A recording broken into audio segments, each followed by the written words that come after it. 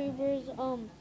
Today I'm gonna show you how to on your iPods, you know how you